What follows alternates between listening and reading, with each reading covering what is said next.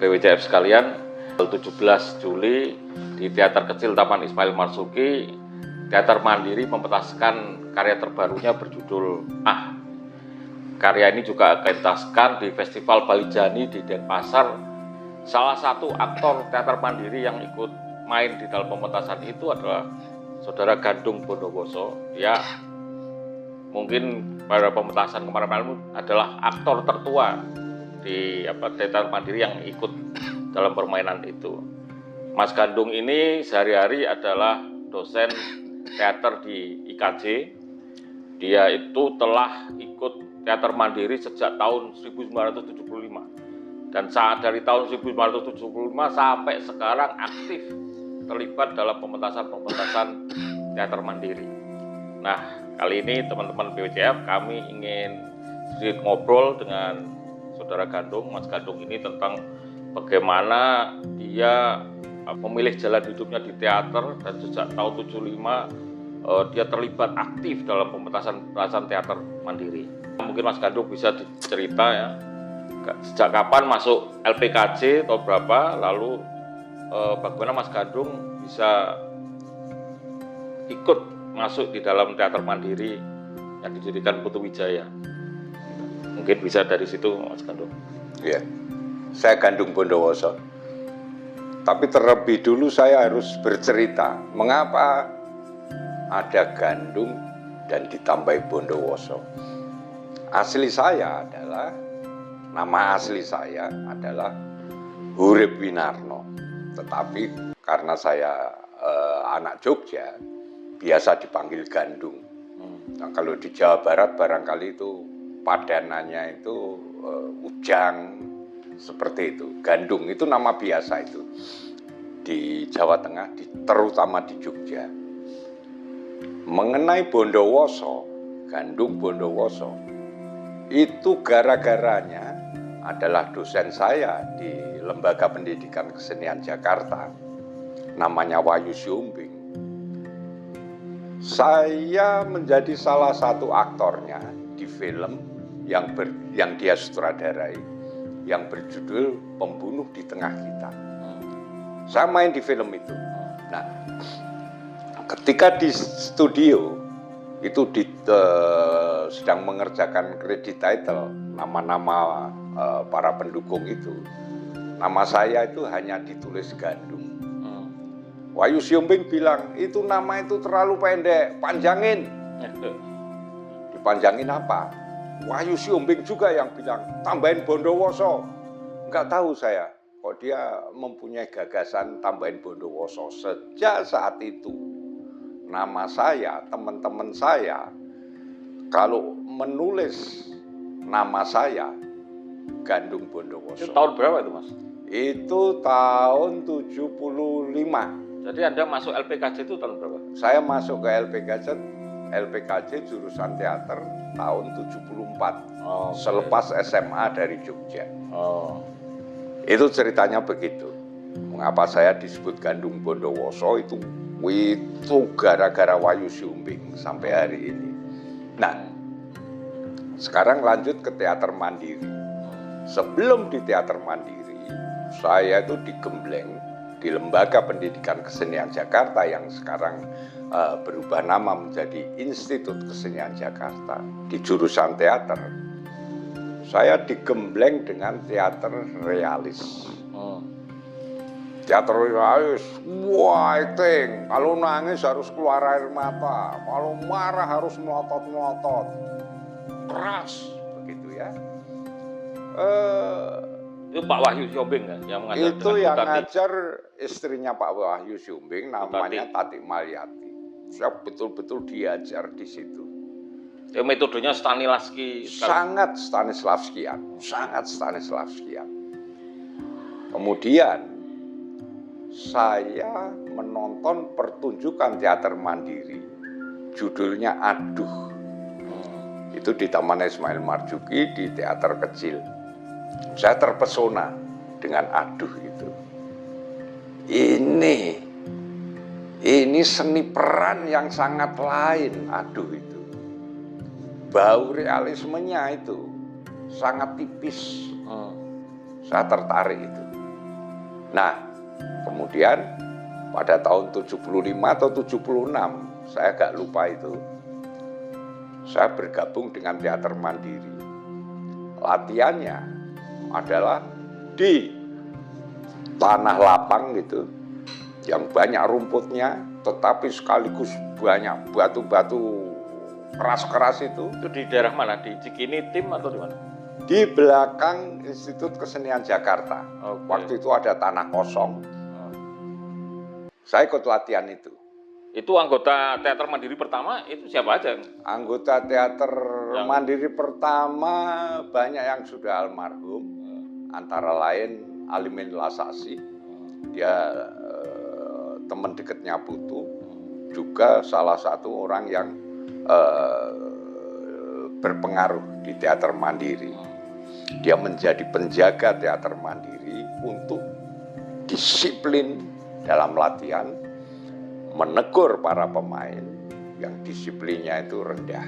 Itu Alimin Lasasi itu. Nah, di situ, di latihan di tanah berumput dan banyak batu-batu itu,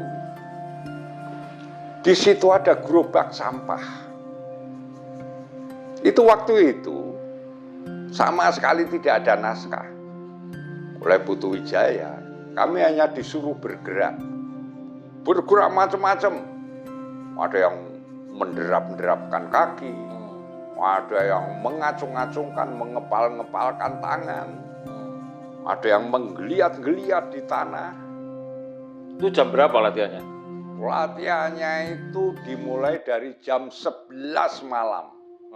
Dan itu selesai, itu mendekati jam 3. Seminggu 3 kali kami latihan itu. Gila. Setelah selesai latihan, biasanya kami nongkrong di depan tim untuk mencari minuman hangat gitu ya, bajigur dan sebagainya. Waktu itu masih banyak itu dan masih buka. Itu seminggu 3 kali. Nah, pengalaman pertama dengan Putu Wijaya dan grupnya teater mandiri itu, saya ulangi sekali lagi, itu tidak ada naskah. Semua pemain yang kira-kira jumlahnya itu 7 orang ketika 7 orang. itu. Iya. Anda masih ingat siapa aja selain Anda? Ada saya, kemudian ada Yanto Kribo yang sekarang umurnya hampir sama dengan saya, hampir 70. Terus kemudian dia merasa tua saat ini dan dia berhenti berteater. Kemudian ada Ucok Utagawa yang karena dia peminum alkohol yang luar biasa hingga sekarang stroke dia. Terus yang lain ya saya lupa ingat namanya gitu. Oh, ada ini Arswendi Nasution. Itu tahun 75 udah masuk ya, Wendy? Iya. Arswendi Nasution. Tidak ada naskah. Kami disuruh bergerak sangat spontan dan menggunakan benda apapun yang ada di sekitar situ, termasuk gerobak sampah itu. Itu kami mainkan betul itu gerobak sampah itu. Naik gerobak sampah, didorong, kami loncat dari gerobak sampah, kemudian masuk lagi ke gerobak sampah. Ya udah, muter-muter dengan gerobak sampah itu. Nah, dari situ kemudian kami mulai beranjak, kami mulai bergerak untuk memikirkan pementasan, untuk merencanakan pementasan. Sekali lagi, tidak ada naskah. Itu hanya betul-betul teater gerak. Lalu muncullah yang judulnya Lu. Gimana itu judul Lu? Saya tidak tahu mengapa Putu Wijaya memilih judul Lu gitu. Dia tidak pernah menjelaskan dan kami tidak pernah bertanya. Judulnya Lu. Di teater kecil Taman Ismail Marzuki. Waktu itu pentasnya di teater kecil. Iya. Itu bulan apa itu? Di tahun 75 ya itu ya? Iya, bulannya saya lupa. Itu itu hasil latihan dari hasil latihan dari dengan gerobak sampah itu. Ya. Pementasan berlangsung di situ. Selain gerobak sampah, kemudian juga karena tidak ada dananya. Filosofi Putu dalam berteater itu adalah bertolak dari yang ada. Apapun yang engkau punya, itulah yang harus dimainkan. Yang kami punya ketika itu antara lain adalah kain-kain bekas spanduk yang dipajang di depan tim. Itu kami ambil, kemudian kami robek-robek, dan kain bekas spanduk itu dililitkan ke seluruh tubuh para pemain. Jadinya aneh kemudian. Ada yang bilang astronot dan sebagainya. Itu Sutarjika Kalsombari itu tertawa terbahak-bahak itu selama pertunjukan berlangsung itu. Mendekati ending, dengan gerobak sampah itu, kami keluar dari gedung pertunjukan dan main di depan pintu gedung pertunjukan. Ketika itu, di depan gedung pertunjukan di teater kecil itu masih ada kolam-kolam itu. Saya naik gerobak sampah, didorong dari belakang. Terus kemudian saya turun dari gerobak sampah itu,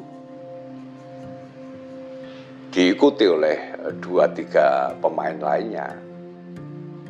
Turun ke situ, entah pikiran apa, spontanitas saja, saya menuju ke kolam di depan gedung pertunjukan. Di depan teater kecil kolam? Di depan teater kecil.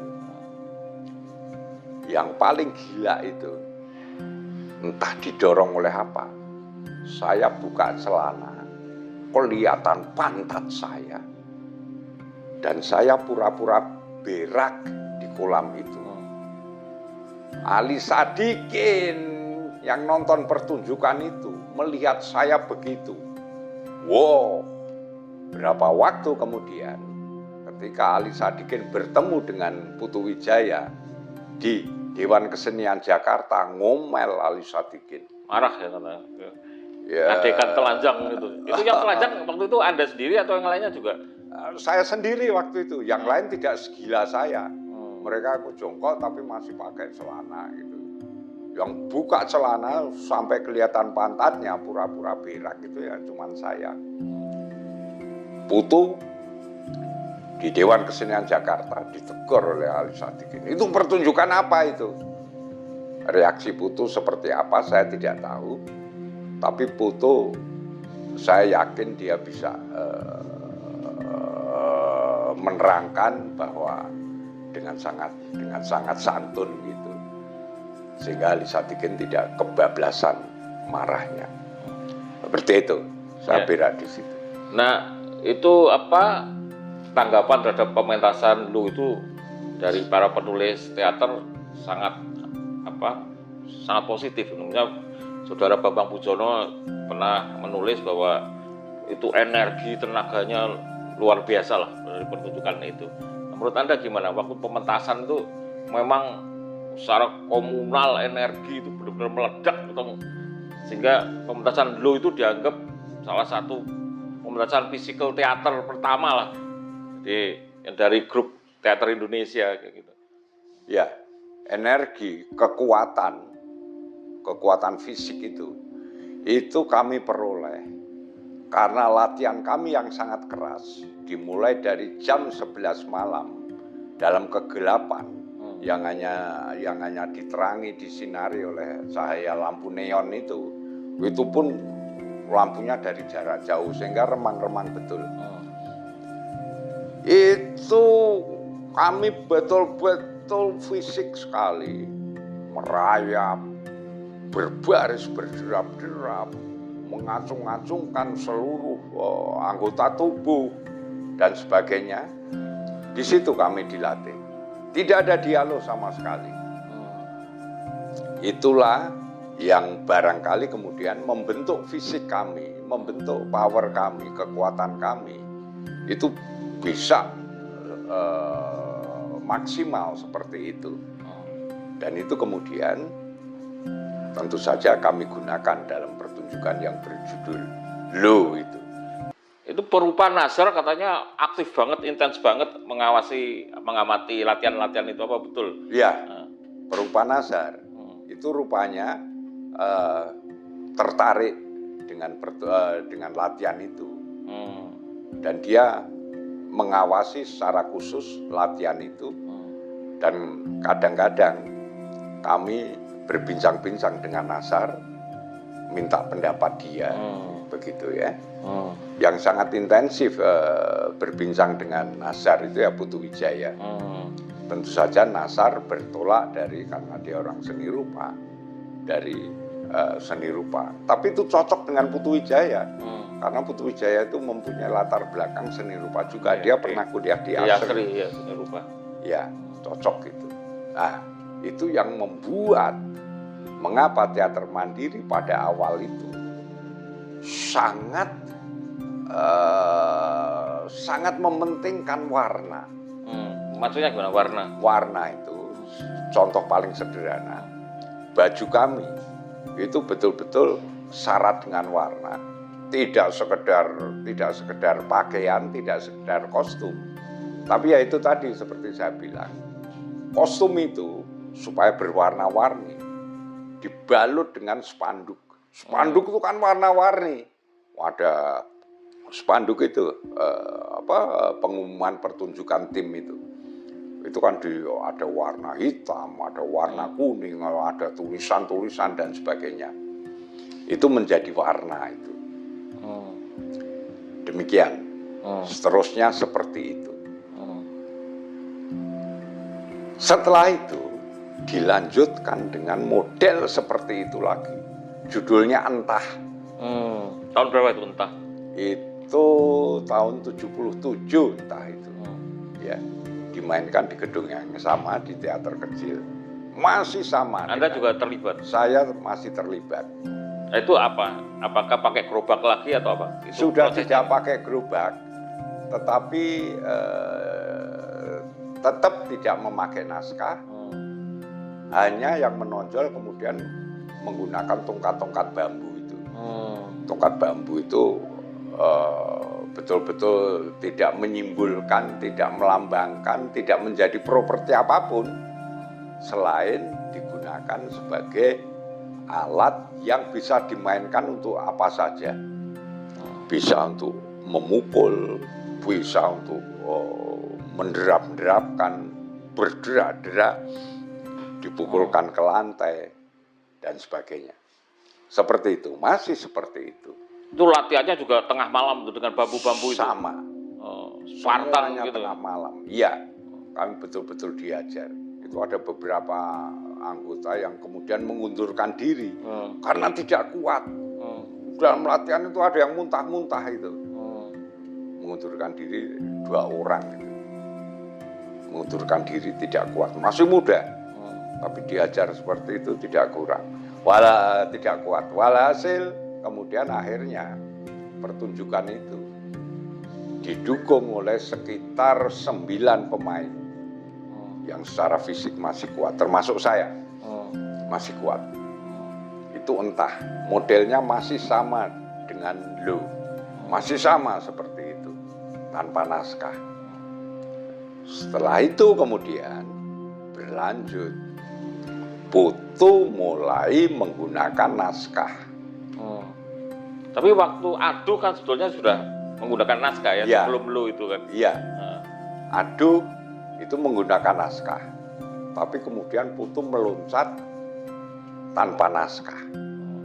Saya sendiri tidak pernah bertanya mengapa tidak berlanjut dengan naskah. Saya tidak sempat bertanya itu, tetapi bayangan saya ketika itu Putu pulang dari Amerika itu. Yang saya singgung, apakah pertunjukan Lo dan pertunjukan Nol itu pengaruh dari Amerika? Nol Anda juga terlibat? Nol saya terlibat. Nol itu juga sama, sama-sama tanpa naskah? Ya. Dia menjawab sedikit banyak pengaruh dari Amerika itu ada. Dia menyebut-nyebut nama Grotowski misalnya ketika itu. Grotowski itu dasarnya, awal mulanya adalah realis. Tapi kemudian berubah menjadi betul-betul realis yang fisik. Jangan bayangkan pertunjukan realisme. Grotowski tidak begitu. Itu pernah bilang begitu ke saya. Nah, itulah yang terjadi physical theater itu. Setelah itu kemudian dia betul-betul menggunakan naskah. Saya terus terang tidak tertarik karena menggunakan naskah. Bagi saya itu acting itu nanti tidak ada bedanya dengan saya sekolah di IKJ. Jadi pada saat bersamaan Anda di IKJ kan tetap ikut dalam pertunjukannya Pak Wahyu Siombing ya? Sekali dua kali. Oke. Tetapi harus saya tegaskan, saya tuh tidak terlalu tertarik dengan teater realisme. Tidak terlalu tertarik. Istilah saya ketika itu, wah, memantas-mantaskan diri, menggagah-gagahkan diri, saya tidak tertarik itu. Itu yang mendorong kemudian saya mempunyai cakrawala lain untuk ikut dengan Putu Wijaya. Saya juga pernah ikut teater Puma, gitu. Judulnya Rumah Kita atau apa. Ada, sama saja itu ternyata. Dengan IKJ ya, saya maklum karena latar belakang mereka sama-sama dari ATNI gitu ya. Jadi ya betul-betul teater realis. Sekali lagi saya tidak tertarik dengan realisme itu. Jadi setelah Anda ikut terlibat dalam Lu, lalu Entah, lalu Nol, lalu apalagi di tahun 70-an itu ikut pementasan mandiri? Saya hanya itu. Ya. Dari 3 awal itu ya? Dari 3 awal itu. Kemudian setelah itu saya tidak berhubungan dengan teater lagi. Karena saya lanjut sekolah ke Salatiga itu. Nah, pada waktu di Salatiga katanya Anda juga mengundang teater mandiri untuk pentas di Salatiga. Iya, saya mengundang teater mandiri untuk pentas di Salatiga. Yang mengundang itu Ariel Herianto sebetulnya. Oke. Mereka datang ke situ, saya lupa apa yang dipentaskan itu. Tetapi itu teater naskah itu. Perhitungan saya ketika itu, nanti kalau non naskah, physical theater gitu, jangan-jangan para mahasiswa Salatiga, Satya Wacana Salatiga itu tidak tertarik. Jadi mereka menggunakan naskah. Saya tidak ikut main. Saya waktu itu mahasiswa di situ, menonton saja saya. Nah, Anda masuk lagi, terlibat lagi dalam pementasan teater mandiri mulai kapan? Saya lihat semenjak 7 atau 8 tahun ini Anda cukup intens ikut lagi terlibat di dalam pertunjukan-pertunjukan teater mandiri itu. Dan alasan apa Anda setelah 3 pertunjukan di awal terlibat lalu putus panjang, lalu Anda masuk lagi di dalam pentas-pentas teater mandiri itu apa? Ya, setelah saya balik ke Jakarta itu sekitar tahun 89. Itu waktu itu Anda jadi redaktur pelaksana Jakarta-Jakarta ya? Jakarta-Jakarta, tapi kemudian terus saya membuat kabar-kabari. Saya intens di kabar-kabari itu, balik lagi ke teater mandiri. Saya mengikuti terus-menerus pertunjukan teater mandiri yang menggunakan naskah. Karena teater mandiri Putu Wijaya sudah tidak physical theater gitu ya. Masih physical theater, tetapi dengan dialog gitu. Saya mengikuti. Yang periode layar juga mengikuti, yang dia menggunakan banyak layar. Periode layar itu muncul belakangan. Awal teater mandiri ketika saya mengikuti itu belum masuk ke periode, belum menggunakan layar. Layar itu awal tahun 2000-an itu, seingat saya. Dulu tidak begitu. Jadi seperti itu. Banyak sampai hari ini saya lupa. Saya sudah ikut berapa kali pementasan dengan teater mandiri. Mengapa saya tertarik dengan naskah-naskah teater bikinan Putu Wijaya? Naskah itu ajaib. Dengan latar belakang saya yang teater realis, di mana strukturnya itu sangat jelas. Sampai kemudian closing Itu sangat jelas. Putu Wijaya itu enggak loh. Sama sekali tidak ada kejelasan. Dan bisa dia ubah kapanpun. Ada yang dicopot, kemudian ada yang ditambahkan. Putu tenang sekali melakukan itu. Ya biarin, ini naskah bikinan saya. Mau saya apakan? Ini bikinan saya. Tetapi kalau ada grup lain mementaskan naskah saya dan diacak-acak, saya tidak terima. Oh gitu ya? Putu bilang begitu. Jadi naskah Putu ditafsirkan lain oleh grup lain, dia tidak terima? Asal jangan mengubah dialog. Oke. Menafsirkan itu bisa. Misalnya di naskah itu dibilang tertawa terbahak-bahak. Bisa kemudian ditafsirkan tersenyum kejut misalnya. Tetapi sama sekali Putu akan jengkel dan mungkin akan ditegur untuk mengubah naskah, mengubah dialog. Putu tidak terima itu. Keras dia kalau soal itu. Begitu. Anda juga pernah terlibat pementasan Ger kalau nggak salah ya? Ger ya. Ger yang apa, hidup kembali itu, orang Ya, mati hidup kembali. Orang mati hidup kembali. Ya, itu gimana? Anda mungkin bisa ceritain. Itu Ger, itu pertama-tama kami terbahak-bahak itu membaca naskah itu. Orang mati bisa hidup kembali. Tetapi tertawa terbahak-bahak di naskah-naskah Putu itu tidak boleh kelamaan. Itu hanya menjadi sebuah bagian dari seluruh isi naskah itu. Tidak semuanya lalu isinya ger-geran gitu, tidak. Putu tidak suka itu. Kita ini bukan pelawak, kita ini bukan dagelan. Tetapi dagelan itu penting untuk membuat penonton tertawa. Tetapi jangan kebanyakan tertawa, jangan selamanya tertawa. Naskah yang saya bikin itu selalu mengandung pesan moral. Selalu mengandung pesan moral pada akhirnya. Membuat penonton tertawa itu penting. Tetapi jangan tertawa berkepanjangan. Loncat-loncat saja tertawanya. Di bagian ini, di bagian ini, di bagian ini. Anda waktu itu jadi apa? Jadi mayatnya itu ya? Jadi saya tidak. Saya yang jadi mayat itu saya lupa. Saya hanya menjadi salah satu dari pemain. Seperti yang teman-teman yang lain-lain itu. Begitu. Ya, setelah Ger apalagi? Anda pernah terlihat apa lagi? Nah itu. Berapa tahun terakhir? Seperti saya bilang, saya itu pentas dengan teater mandiri. Itu saya sampai lupa berapa kali karena tak terhitung lagi. Kadang-kadang kalau saya bosen gitu, saya pindah. Saya pernah ikut teater koma disutradarai oleh Nano, Rumah Kita atau apa. Saya jadi pemain penting di situ. Bahkan Nano kemudian minta saya untuk ikut lagi gitu, tapi saya tolak. Saya tuh nggak suka realisme, acting pura-pura.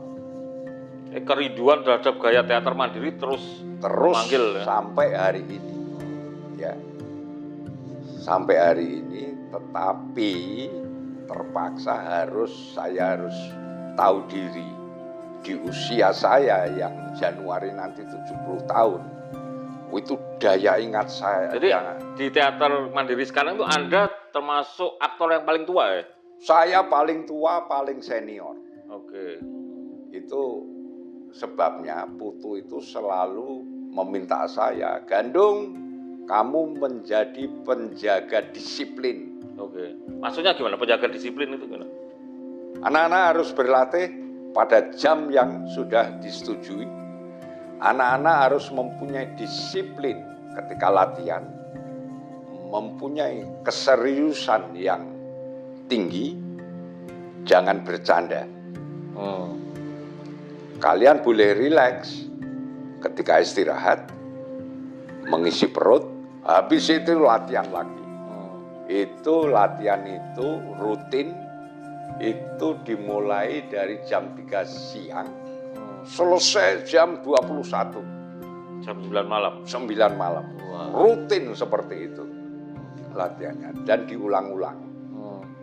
Tetapi biasanya run-through pertama, keseluruhan pertunjukan, istirahat, ulangi lagi keseluruhan pertunjukan. Nah, si Putu itu latihan di rumahnya Mas Putu ya? Latihan di terasnya Putu yang sangat sempit. Itu kira-kira lebarnya itu 4 meter, kemudian memanjangnya itu sekitar 7 meter. Bayangkan itu sempit sekali. Latihan di situ, terus kemudian kita pertunjukkan, diproyeksikan untuk sebuah gedung yang jauh lebih luas daripada itu. Banyak pemain teater mandiri sekarang ada anggota-anggota baru ya, anak-anak muda baru yang mungkin diambil dari teater di Ciputat, dari IAIN dan macam-macam itu. Bagaimana Anda melihat bisa menyesuaikan diri dengan aktor-aktor muda teater mandiri ini? Mereka mau tidak mau harus menyesuaikan diri karena mereka itu masuk ke teater mandiri itu karena nafsu, karena keinginan yang sangat besar untuk bergabung dengan teater mandiri. Mereka berlatih itu sangat disiplin. Jadi ya tidak ada, saya sendiri sampai heran, diajar seperti itu, tidak ada yang mengundurkan diri. Oh gitu ya? Sorry, dengan honorarium yang dalam tanda petik rendah, tetap saja mereka berteater dengan teater mandiri. Seperti itu. Kalau nggak salah 3 tahun terakhir ini kan teater mandiri ikut dalam festival Balijani ya di Denpasar.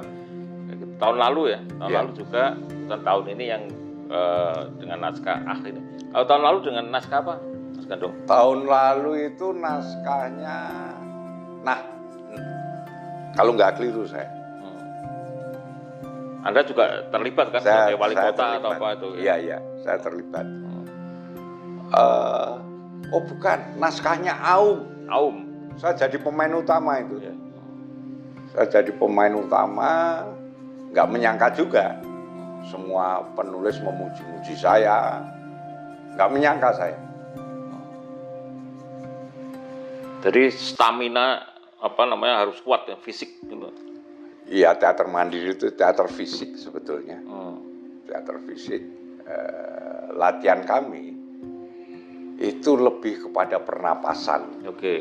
Bisa dijelaskan pernapasan. Ambil napas, tahan sekuat mungkin, keluarkan lewat mulut dengan berbunyi. Tapi tidak sekedar itu. Di pikiran, dibayangkan, itu latihan napas itu di gedung pertunjukan di depan penonton. Bayangkan itu. Kamu menghadapi penonton, pikiran kamu tidak boleh kosong. Mengapa? Karena Putu Wijaya itu sangat menghargai, sangat menghormati penonton. Tidak ada gunanya teater tanpa penonton. Penonton sangat dihormati oleh Putu Wijaya. Nah, pertunjukan kemarin itu menariknya adalah mulai mengkombinasikan antara layar dan dialog gitu kan. Ya. Lama sekali sebetulnya Mas Putu tidak muncul lagi dengan layar, tapi kemarin waktu pentas kembali menggunakan layar itu. Kesulitan menggunakan layar itu apa? Kayak gitu. Kesulitan menggunakan layar yang paling berat itu adalah bagaimana menggerakkan layar itu. Sehingga kainnya itu seperti gelombang laut yang ganas itu. Kadang-kadang hanya gelombang yang kecil gitu. Membesar sehingga menjadi gelombang yang sangat dahsyat, sebutlah kayak tsunami gitu ya. Itu harus anak-anak muda itu. Dan itu spesialis. Tidak bisa sembarangan gitu. Belum pernah berlatih lama. Disuruh menggerakkan layar, ngawur. Tidak hanya sekedar menggerakkan layar supaya bergelombang. tapi bagaimana kemudian dengan layar itu mereka maju membentuk kerucut gitu ya. Terus pemain masuk ke dalam layar itu seolah-olah ditelan oleh gelombang, didorong sehingga membentuk kerucut ke dalam, semula ke depan ke arah penonton. Ini terus didorong menjadi ke arah dalam, kerucut. Itu berat sekali itu latihan. Itu latihannya gimana kalau di rumah Putu dengan layar tidak ada gitu? Di halaman, di halaman rumah. Nah ini seperti pementasan terakhir ini ada kacau karena musim hujan. Layarnya nggak bisa digunakan itu. Ya jadi terpaksa di gedung pertunjukan itu. Lampu juga harus spesialis ya. Di belakang layar itu apa yang terjadi? Lampu kan. Ya, itu paling tidak ada 2 ahli lampu. Dan itu jarang diganti itu 2 ahli lampu itu. Ucok. Karena mereka bisa nggak paham itu nanti. Kayak Ucok itu ya, yang sekarang sakit itu. Dia ahli lampu. Wow. Ucok Utagaul ya. Moving itu lampunya. Berkali-kali kesetrum dia. Bergerak terus lampunya itu. Nggak sembarangan itu. Penata lampu itu. Penata lampu, penata layar, itu harus terlatih. Sangat terlatih. Jadi kalau kita hitung-hitung umur teater Mandiri itu, kalau dia berdiri tahun 71 udah 50 tahun. Ya. Jadi ini mungkin pertanyaan terakhir, bagaimana Anda menempatkan posisi teater Mandiri ya dalam konstelasi teater kontemporer Indonesia sekarang? Ya. Dia meskipun itu teater naskah ya, tempat teater Mandiri itu menjadi sangat spesifik karena terutama pada naskah itu tidak tertebak, mengalir gitu ya, mengalir nih, semula lurus nih, penonton sudah mulai bisa menebak-nebak, tapi kemudian penonton bingung ketika naskah itu dibelokkan nggak keru-keruan gitu. Jadi kayak pertunjukan terakhir itu, ini ada dokter, betul-betul dokter. Ya, ceritanya ini ada dokter. Terus kemudian dibentrokkan dengan dukun, dokter ketemu dukun. Gitu. Intinya adalah itu. Putu itu tidak pernah menyudutkan antagonis. Tidak pernah menyudutkan. Itu sebabnya dukun, peran dukun, dialog dukun yang betul-betul anti dengan kedokteran modern itu tetap dihargai. Bagaimana dukun itu menjadi penting. Terus, nah ini, karena dia dukun itu antagonis. Dari dukun inilah kemudian, ini strategi penulisan naskah, muncul dialog-dialog yang segar. Gitu ya. Ini tidak terjadi dengan pemain protagonis, karena dia mewakili ilmu kedokteran yang sangat rasional. Peran antagonisnya adalah dukun itu. Nah dari dukun ini kemudian berkembang. Yang menarik adalah Putu tetap dalam naskahnya itu menghormati dukun. Dia bilang dukun itu adalah simbolisasi dari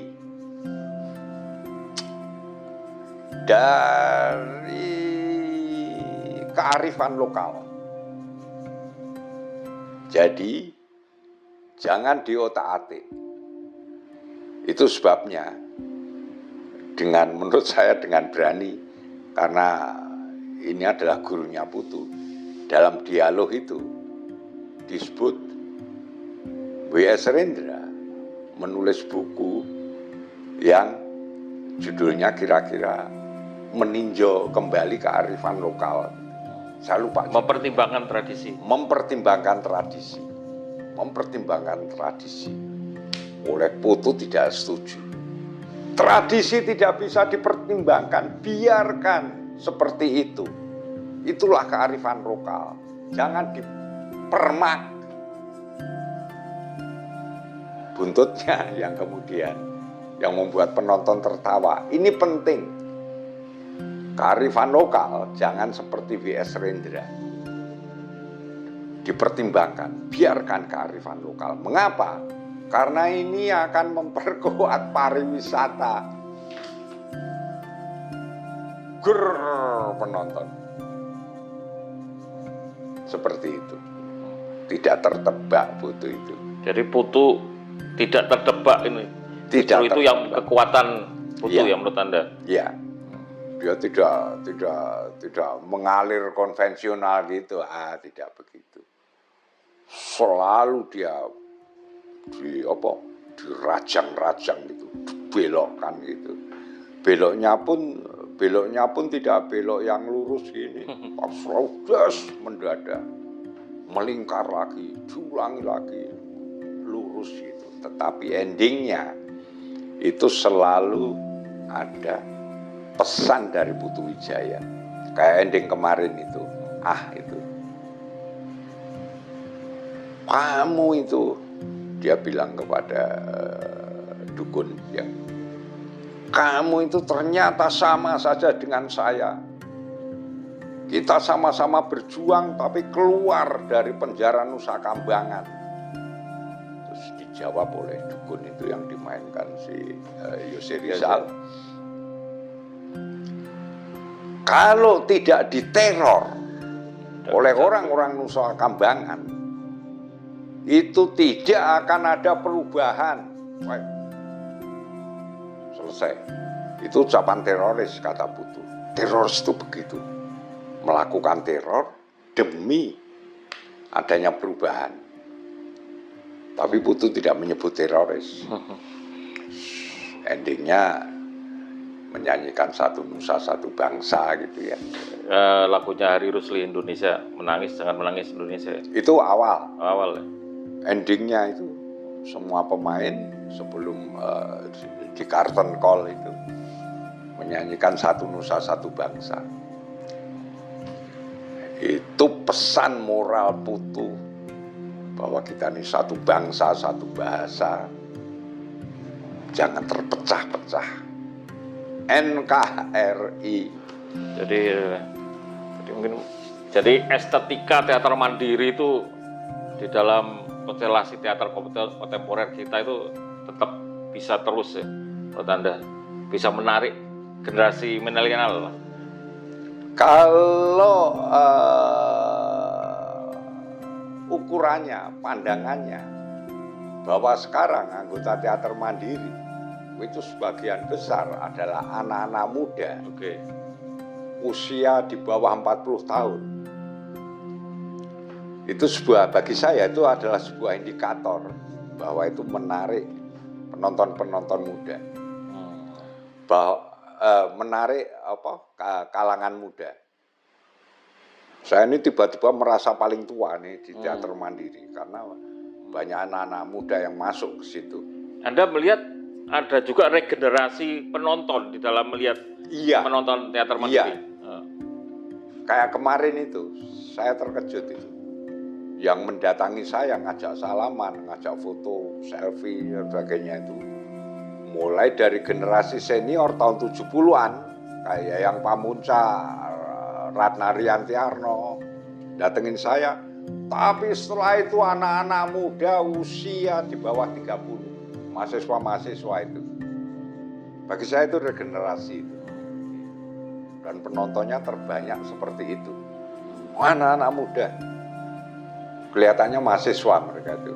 Masih sekolah lah.